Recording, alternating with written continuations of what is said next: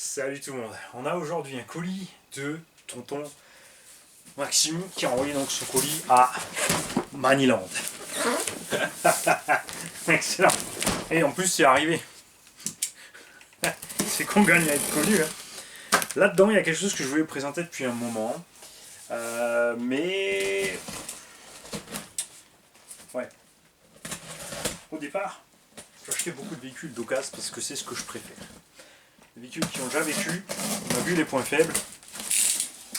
Et là on s'est lancé, c'est vrai, dans une petite folie des véhicules neufs, des nouveautés, des trucs, des bidules. On y perd quand même énormément d'argent, c'est certain. Acheter du neuf qu'on revend ensuite d'occasion, pas beaucoup moins, surtout que moi, contrairement à beaucoup, je suis pas là en train de dire c'est beautiful, it's amazing, et ensuite je vous vends le bébé alors que voilà, c'est comme ça. Je veux dire, je vous ne cache pas qu'il y a des problèmes de cardan et de noix et de machin, et quand je vais le revendre, ça sera en conséquence évidemment. Et là-dedans, donc, il y a quelque chose de ce genre-là. C'est une construction qui existe depuis très longtemps. Et c'est à la base un Kyosho, que je te dise pas de bêtises, Mad Force. C'était le premier qui avait été construit avec ce système. Ça a évolué jusqu'au Fox V2, qui est là-bas. Ça, c'est le V1 encore avec les pompes là. Là-bas, il y a le V2 avec les tyrans. Et ils ont fait donc un monster aussi avec les tyrans. Ils ont renforcé les ponts. C'est ce que nous allons voir. C'est la chose qui a poussé la curiosité de Mani pour aller l'acheter. Puisqu'on a ici du V1, du V2 et le donc, V1. On cassait de temps en temps des bras de pont. Vous pouvez casser une sortie de pont, mais ouais, sans plus. Ça t'arrivait. Sur le 2, c'était plus fréquent, on l'a vu, au point où on a sorti 3 fois on a une casse. Donc maintenant, on va voir ce qui se passe avec celui-là. L'USA One de Kyosho, qui était aussi un engin mythique, c'était le concurrent essentiel du Cloudbuster à l'époque. Là où le Cloudbuster était plus balèze, c'est qu'il y avait un moteur par pont, centre de gravité plus bas. L'autre aussi avait deux moteurs, hein, mais moi j'avais préféré la construction Tamiya à l'époque. Nous avons donc un petit mot avec Salimani, comme convenu. Voici le Kyosho SC One. Je te fais quelques retouches de peinture sur la carreau. Il n'y avait pas besoin, évidemment il a roulé, donc il a eu quelques retournements. Niveau 8, amorto 800 CST, piston repercé, tu dois voir ce qu'il faut. Oui, le diff, oups, j'ai mis trop épais, 300 000 CST. Ouais, alors à voir, parce que avec les grosses roues, à voir. Comme tu as ouvert, est-ce que tu peux nous dire s'il y a 4 satellites à bord ou 2? Parce que là, on recevait des trucs, des fois encore avec 2 satellites, même sur les V2. C'est plutôt étrange. Je te donne quelques bricoles qui traînent pour toi et la tombola. Radio Spectrum va avec essai récepteur Spectrum. Là, t'as carrément un ensemble. Je dis pas plus, surprise, continue comme ça, Mani, gaz, post-scriptum. Un gros rire pour ma chérie, j'adore car elle reconnaît direct ce que je regarde. Signé Maxime49. J'espère que ça t'ira comme ça et qu'elle t'a entendu depuis le premier étage. Et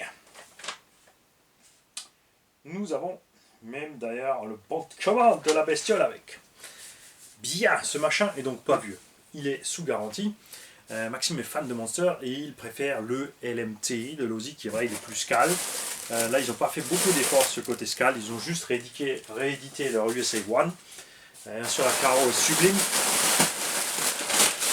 On a des pneus à chevrons qu'on aime par-dessus tout, vous le savez, ici au garage. On a une motorisation étrange dans cet engin. Dans le Fox, donc, on avait au départ un 2100 kV en 65, ils sont passés sur un 2100 kV en 68. L'engin n'est pas encore trop lourd, ça va bien, la puissance n'est pas trop grande pour lui, c'est pas un engin de bâche extrême. Alors, nous avons donc bien une DX2 ici, avec arrêt vasculo-cardiaque.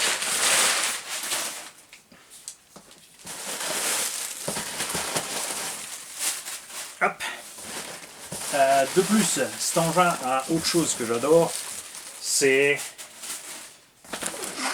regarde, des jantes blanches avec un déport de malade. J'ai fini par acheter l'engin entier pour ça et voir ce que c'est cette histoire de pont. Ils sont super moelleux et je te garantis que ça, tu le rouleras jamais. Rouler ça fort, ça va être un problème. On dirait qu'ils n'ont même pas changé la gomme par rapport à leurs origines. C'est un truc de fou ça. MAT 403, il va falloir que je regarde parce que j'en ai encore là.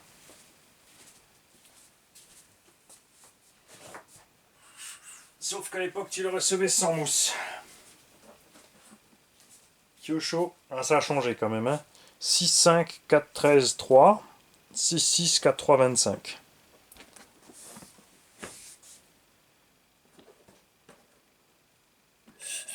Tu vois, là par contre, pas de mousse, c'est dommage. Les chevrons sont différents, regarde. Un petit peu, et c'est un petit peu moins large. Et la gomme, si elle a changé, elle est quand même plus souple. Donc la gaffe au ballonnage. Et donc, on était au niveau moteur. Je vais vous sortir les 4 petits poètes-poètes. Et on va se faire plaisir à tous les étages du poète-poète. On va se les faire tous les 4.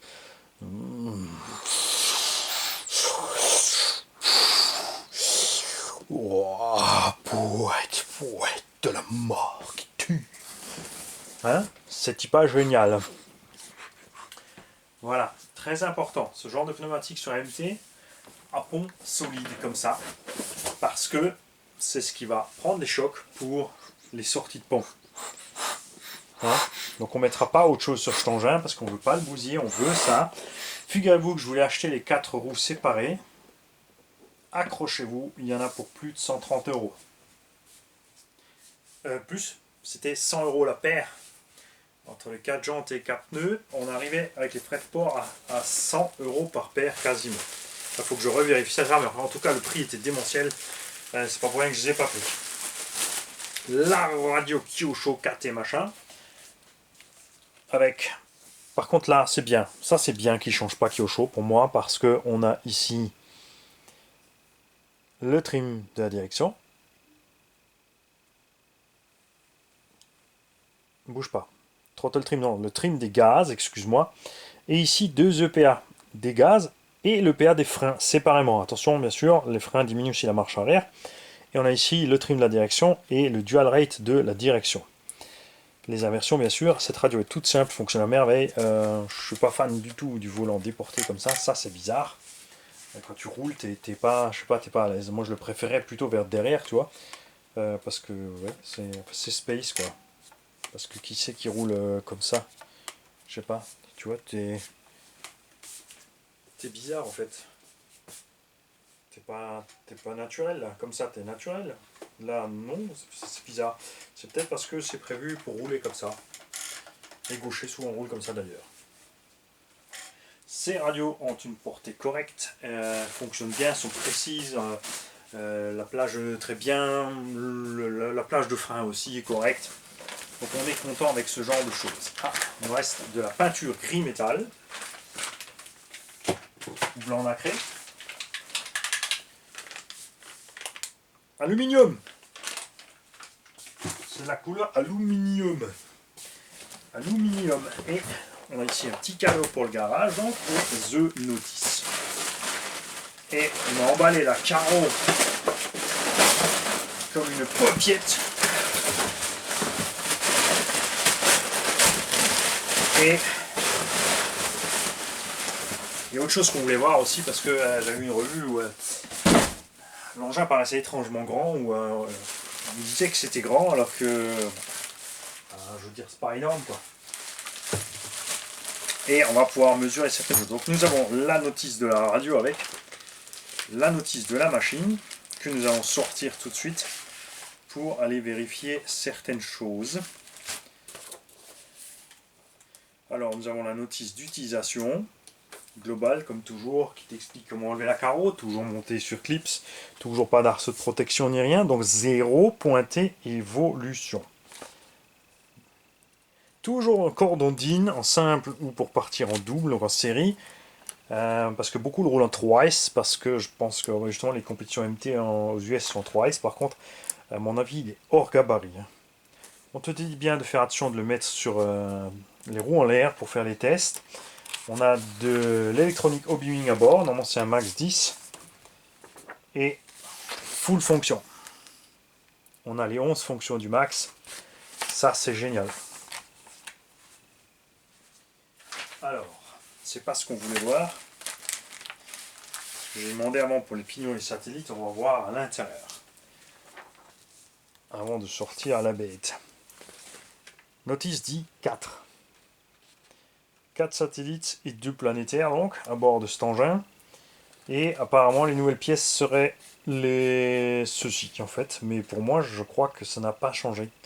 C'est tout simplement ce qu'on a sur le Fox 2. Par rapport au 1. On a les mêmes amortos. Toujours la place pour 2 moteurs. Zéro évolution non plus. Ce qui est chouette évidemment c'est tout ce qu'on a sur la carreau. C'est chouette mais en même temps tu te dis que bon. Est-ce que c'est vraiment au bon endroit pour... Surtout que ce qu'ils ont mis dessus qui rend la carreau tellement belle sont des ajouts en plastique. Et évidemment sur les retournements ça va faire mal. Après c'est prévu justement pour faire des mini stunts, du petit truc genre MT. Ce qu'on a fait avec les LMT, souvenez-vous, on était sur la petite place de pétanque, on a mis les rampes et on s'est bien marré. On s'est bien marré, faut l'avouer. Alors, et avant de vous sortir l'animal de là, et de l'équiper avec les pouettes,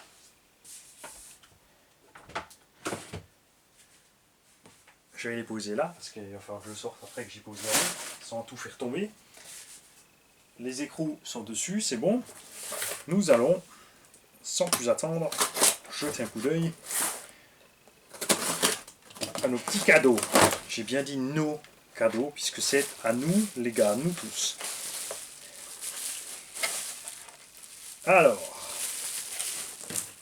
what que c'est que ça?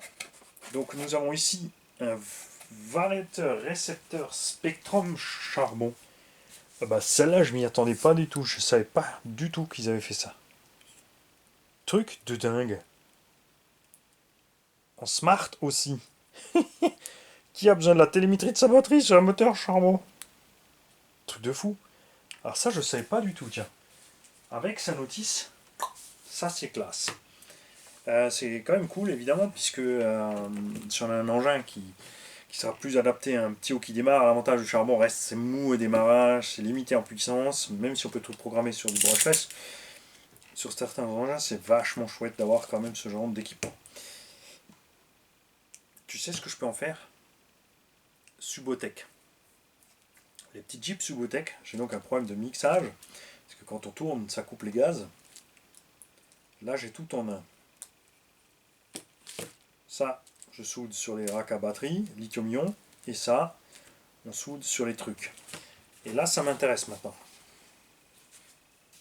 Qu'est-ce qu'ils ont prévu là-dedans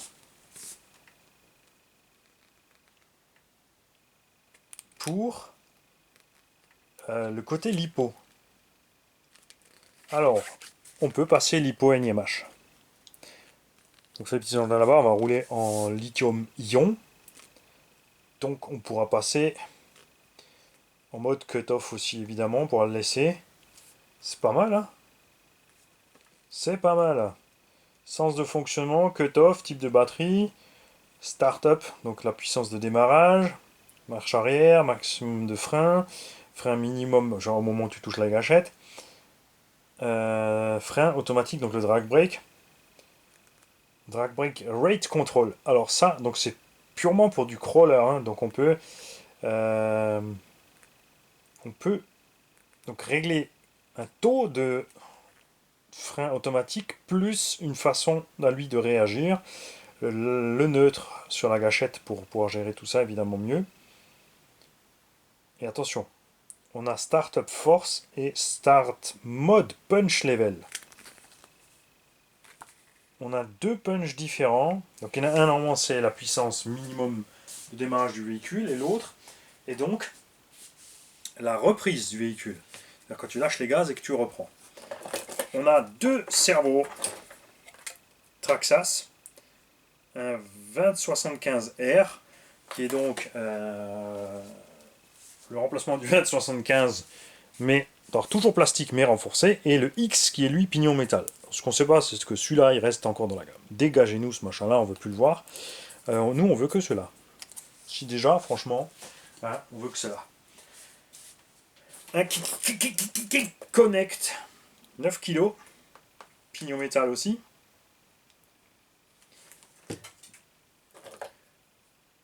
Porte-fusée arrière Traxxas, ça c'est cool puisqu'on est en train de les écluser. Ventilateur moteur 36 mm, ventilomoteur 40 mm, 40 ou 42. Câble coupé, c'est pas un problème, on peut faire comme on veut. Et 4 amortos GPM avec étage double.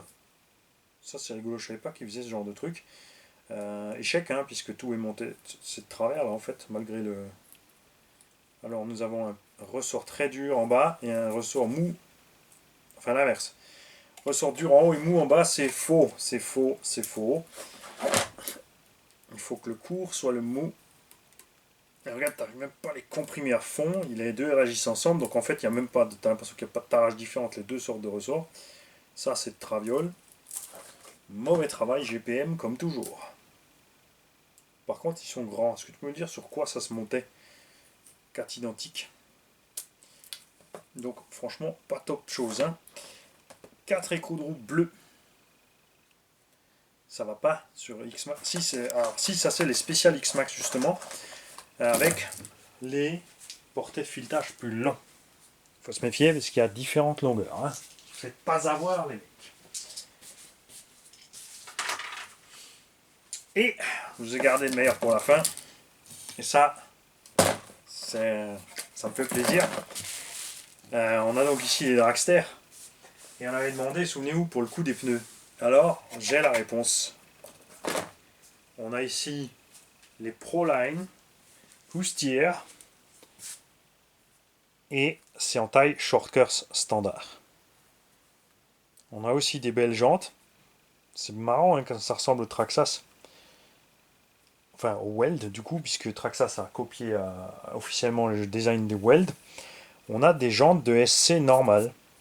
Et un pneu, regarde, qui ressemble au Traxxas. Parce que ça, c'est pas encore la série qui ne ballonne pas. Comme j'ai dit, de toute façon, il y a différentes techniques. Le pneu qui ballonne va t'aider à finaliser plus de Vmax. Et en plus, ça va lever l'arrière du véhicule. Donc, par rapport à la roulette, tu garderas le contrôle, la gomme au sol. Et en plus, ça poussera le nez vers le sol. Et ça c'est géant parce que du coup on va pouvoir rouler les deux sur le goudron. Classe. Et je connaissais pas du tout le récepteur charbon avec tous ces réglages Spectrum, franchement c'est pas mal. S'il laissait tomber le charbon et qu'il faisait tout ça en brushless avec un capteur et waterproof d'office, alors là on serait bien, je te le dis.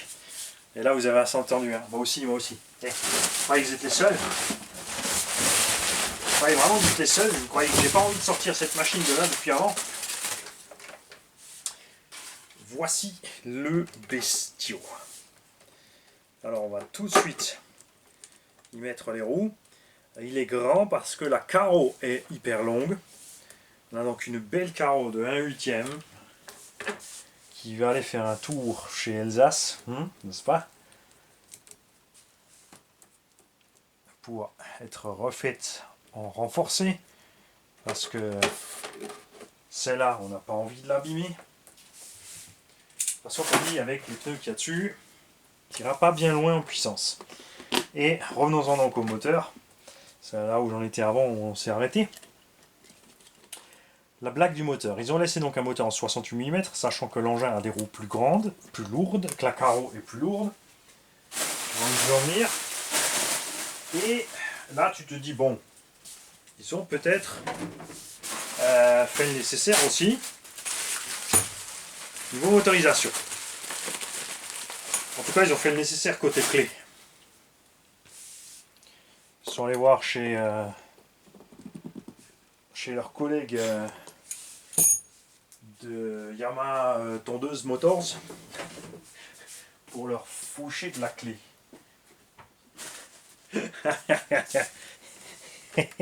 Ce qui est génial évidemment c'est le look de l'engin. Une fois de plus nous avons MT qui n'a pas des suspensions qui correspondent à ce qu'on peut avoir sur les MT. On n'a toujours que 4 amortos au lieu de 8.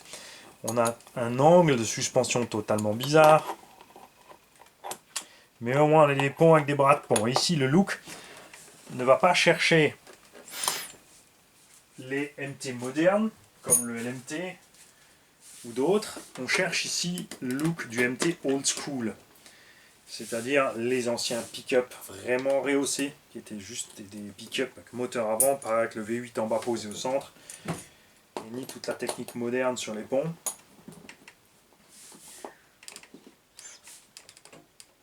Maintenant, il me manque quand même encore un Cloud Buster, je peux vous le dire. Par contre, là, du coup, on sera entre le Cloud et ça, on a un problème de taille, parce que ça ne correspondra pas du tout à l'époque, puisqu'à l'époque, il n'était pas aussi grand. Le USA One n'était pas basé du tout sur ce châssis. On n'a jamais compris d'ailleurs pourquoi ils ne l'ont pas réédité plus tôt, ce machin-là.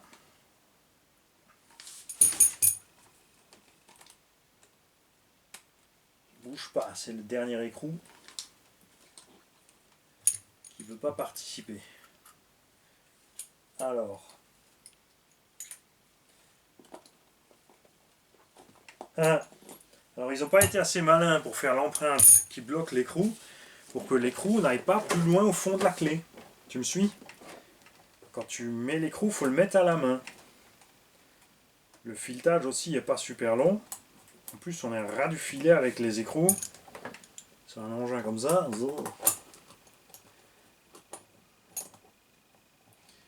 Bien. Voici ce que ça donne. Enfin. Ce nouveau Kyosho USA One. Bien sûr, vous en doutez que j'allais le prendre chez Hervé. Hein, quand Labo et moi, on est tombé sur la discussion. Alors, suspension, eh ben, tu nous as fait un super setup par rapport à ce que c'est d'origine. Parce que je pense qu'ils ont fait la même chose qu'ici. C'est franchement bien. On a donc la pauvre roulette centrée au milieu qui va bouffer la carreau. En plus, impossible de rester en équilibre sur cette roulette. Hein. Ce que moi je vous dis, c'est de mettre deux petites roulettes ici. Dégagez ça et mettez 2 roulettes extérieures là. Ça ira beaucoup mieux.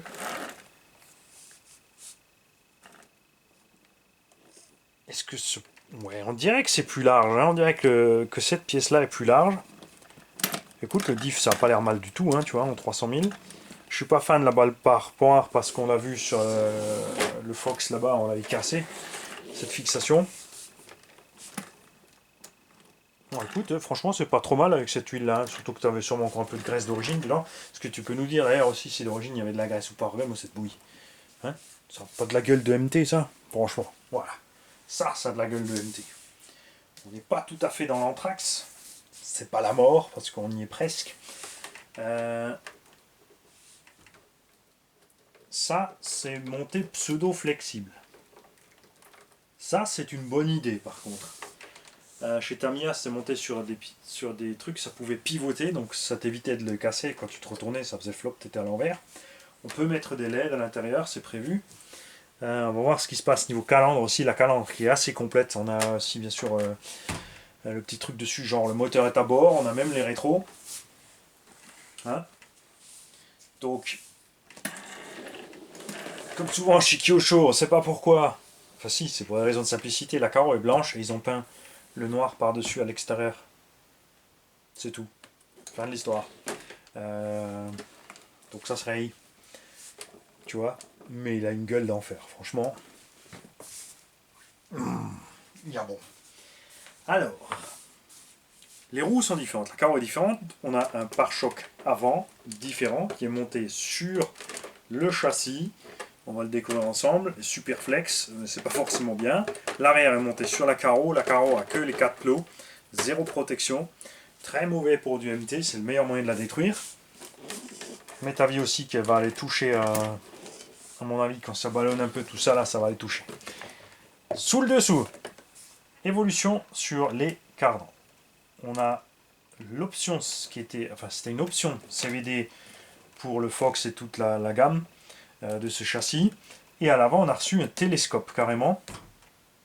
Ce qui peut être génial aussi justement sur les gros mouvements de pont. Parce qu'on avait le souci avec une noix longue ici que des fois ça pouvait tomber. La direction est restée identique. Donc tu as le son sauve-cerveau que tu serres ici.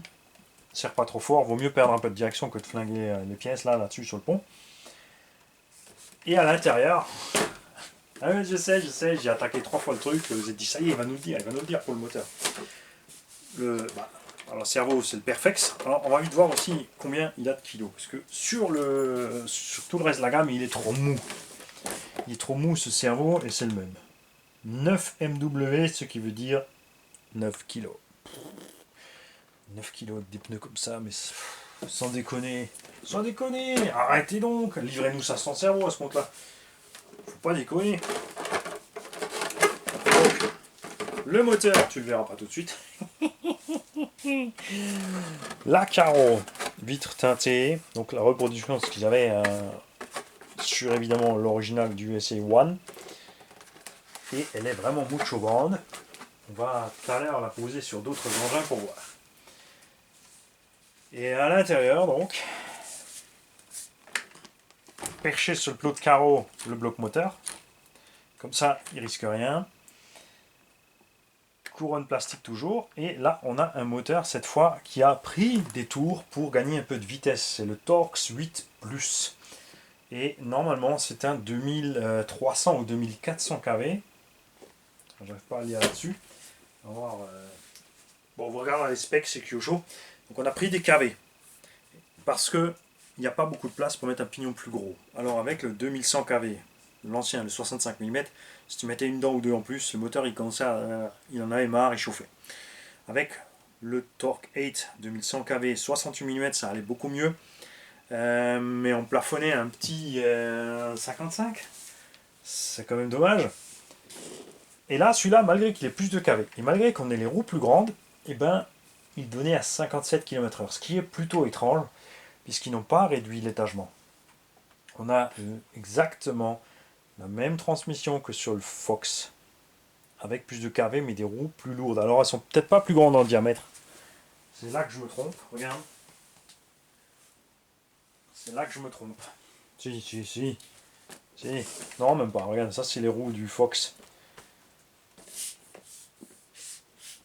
Tu vois? En fait, hein? Effectivement. Mais elles sont quand même plus lourdes. On a un engin donc plus lourd avec un moteur avec plus de kV, avec le même étagement, égale plus de consommation. Les performances sont évidemment pour la structure largement suffisantes. Mais comme je l'ai dit, hein, pour moi, 55-57, à l'œil, comme ça, tu as l'impression qu'il ne se passe rien. Dès qu'on dépasse les 60-65, là, je suis à l'aise, je m'amuse. Pour ça, souvent, quand les gens me demandent à quelle vitesse elle va, suffisamment pour que je m'amuse. C'est tout. Voilà. Donc, on va tester ça d'abord comme c'est. Et on ira évidemment ensuite changer le cerveau, ça c'est clair. Parce que ça tournait déjà pas sur le Fox. Alors là-dedans, ça peut que être pire. La boîte radio n'est pas du tout étanche, hein, méfiez-vous, le récepteur est posé dedans avec une grosse mousse. Et puis il prend l'apéro tranquille comme ça, quand l'eau arrive. Bac à batterie sur cette version 2 par rapport au châssis V1 qui est là-bas. Les bacs sont plus hauts à cause des bras de pont supplémentaires. Au moment où ils étaient là. Ça lui donne un bon look parce que grâce à ça, justement, on a le bas du châssis dehors comme sur les vrais, avec quelques stickers dessus. Et franchement, ça le fait. Je suis super content, j'ai déjà les EC5. Même si, en fait, j'ai pas de batterie tout de suite là, EC5 2S. Mes 2S sont en DIN. C'est pas grave, on mettra une James Bashing 4S par côté. Et en parallèle. Ça, on sera en 4S 10 000. Truc dans le genre, on verra bien. Non. On verra ça. Et maintenant, on va faire deux choses. On va vous sortir de là le Savage Flux XL. Parce qu'il y en a surtout qui disent waouh, il est plus grand qu'un Savage Flux XL.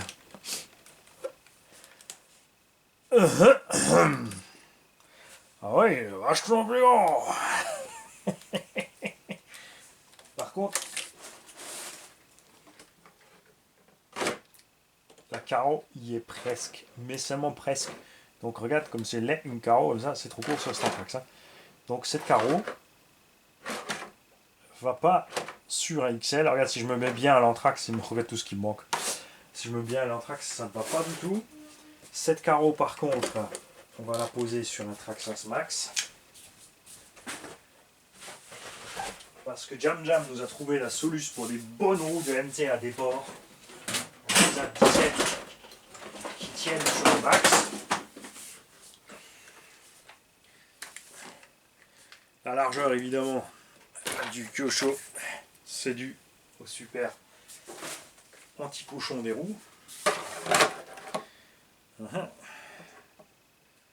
Parce que, bah oui, Jam Jam il a fait Grave Digger sur le max. Est-ce que j'y ferai pas USA One sur le max? Parce que je préfère de loin les carreaux de pick-up. Sauf la Summit.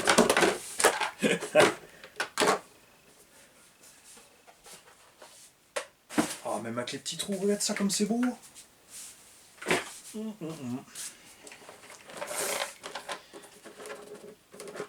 Bon, là, il y a le pare-choc qui dérange hein, devant. Mais il faudra le reculer un petit peu, tu vois. Oh, on est trop court, on est un poil trop court. Bon, après, quand elles seront incassables, on pourra découper où on veut. Donc, on fera le passage de roue à l'arrière, tout simplement. Ici, on découpera. On découpera ça autrement, mais ça fait genre un pick-up long à l'américaine avec une longue benne. Même avec les roues comme ça, franchement, c'est sympa. Hein, on fera, oui, il faudra découper, il faudra lancer le pare-choc. Il y a moyen, il y a moyen. Évidemment, on n'empêche pas Elsa Cercé de rallonger la carreau pour les gros MT, MT2, au bas MT Sport, toutes ces choses-là. On ne leur empêche pas de la raccourcir, de faire une version ben courte pour du 325. Ce genre de choses. C'est comme ça, j'ai des idées, hein, je dis ça comme ça, dans le rien. Alors le petit combo qui est dans le USA One par contre, dans le irait bien je pense là-dessus. Tu as laissé ton max en 4S, tu prends ce même combo là, je pense que ça devrait être pas mal du tout. Parce que tu passes un moteur du coup en 68, en 40 de diamètre au lieu de 36. Pour quasiment la même longueur, ça peut être pas mal. Et maintenant, nous allons sortir le Fox 2 de sa cage.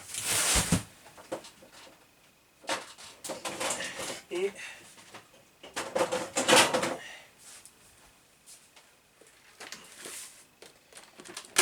donc l'anthrax, rien n'a bougé. C'est exactement le même. Et nous pouvons maintenant confirmer. Et ça c'est bien parce que du coup, je ne vais pas hésiter du coup à en acheter. Parce que j'ai vu la pièce et la référence, mais j'avais un gros doute. Et c'est vrai. C'est vrai, ils l'ont fait. On a ici des bras de pont, enfin des maintiens de 24 mm. Alors qu'ici, grosso merdo, hein, on n'est pas non plus à... Hein, on est quasiment au double, on est quasiment à 50 mm. Ils ont donc renforcé ces pièces pour protéger le pont. Là, on est pareil, là aussi. On a par contre ici une nervure en plus. La soudure est faite autrement. Il y a une soudure et là pas. On a ici une soudure, tiens. Le pont est donc bien différent. Plastique, on a l'impression que c'est le même. Sortie de bras de pont, identique. Ça c'est pareil. On a donc bien ces pièces-là renforcées. Ce qui est très dommage, c'est que quand tu achètes ça chez Kyosho, tu dois acheter tous les liens avec.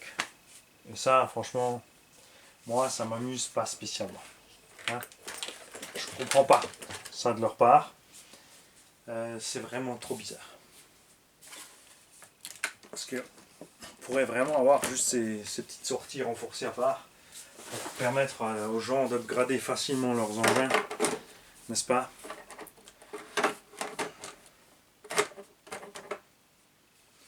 J'ai aussi ici les roues de l'ancien.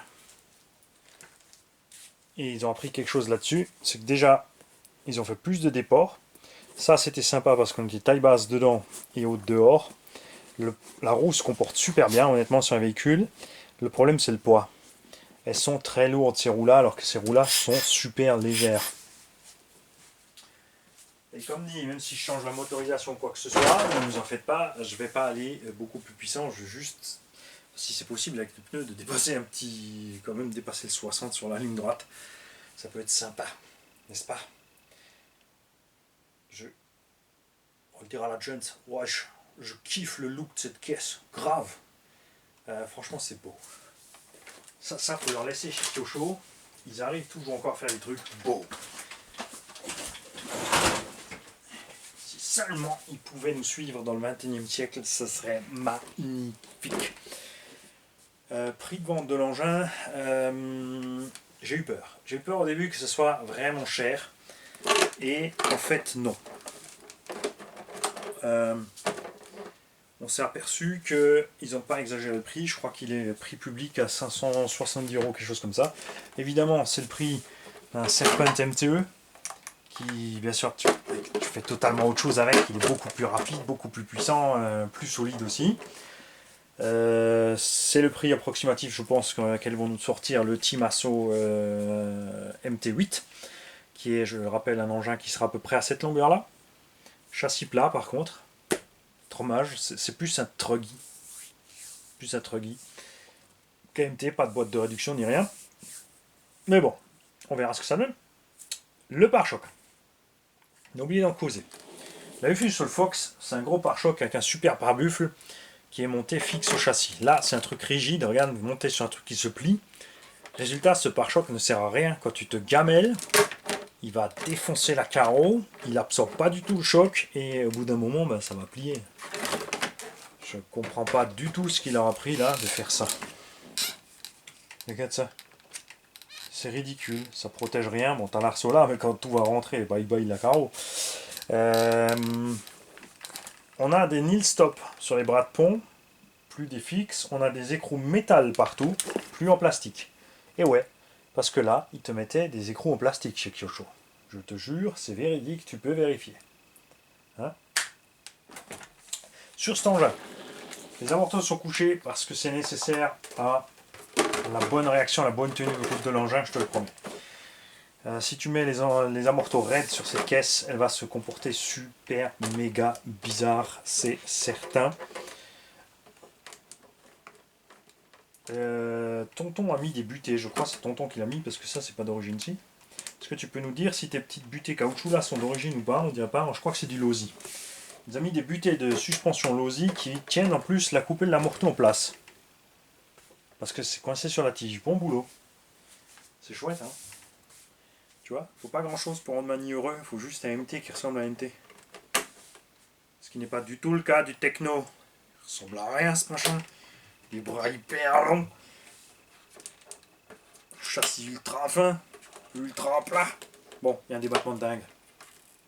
Un débattement de dingue, honnêtement, non. La seule chose qui m'a toujours retenu pour l'instant pour la chaîne techno, c'est la largeur des trains. Le châssis court. Enfin, il est trop large par rapport à la longueur. Et le prix. Techno MT est livré sans roue, sans carreau. Et ouais, il est solide, c'est sûr. Après, il a aussi des points faibles comme tous, donc il faut aussi quelques options, mais c'est un peu dommage.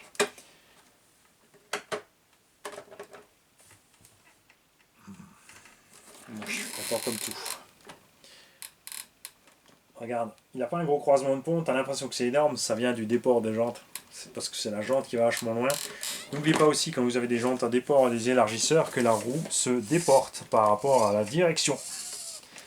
Elle va pas juste pivoter, elle va se balader d'avant en arrière, encore plus avec des élargisseurs qu'avec des déports. Pensez-y. Bon, il va falloir souder la prise et aller rouler. Hein? Moi je le trouve chouette. Je le trouve chouette. Je suis content de l'avoir pris. Merci tonton Max. Il y a juste un truc que je vais te dégager. Hein. Une seule nation sous Dieu. Les fous. Ou alors il faut penser à la version porno de la chose. Une seule nation sur le... Ah, des grands malades. Oh merde. Ah, j'avais pas vu celle-là. Oh la vache. Là on va ajouter off. The Spirit of Christophe. Et on va retourner la croix à l'arrière. Ça va pas. C'est un peu trop. Ouais. Parce que bon, sans déconner, si Jésus existait, tu crois que ça te ferait plaisir que tu sois avec un V8 de 1000 chevaux à cracher de l'essence et du gazole dans la nature et rouler sur tout ce qui bouge et tout détruire. Ciao les mecs.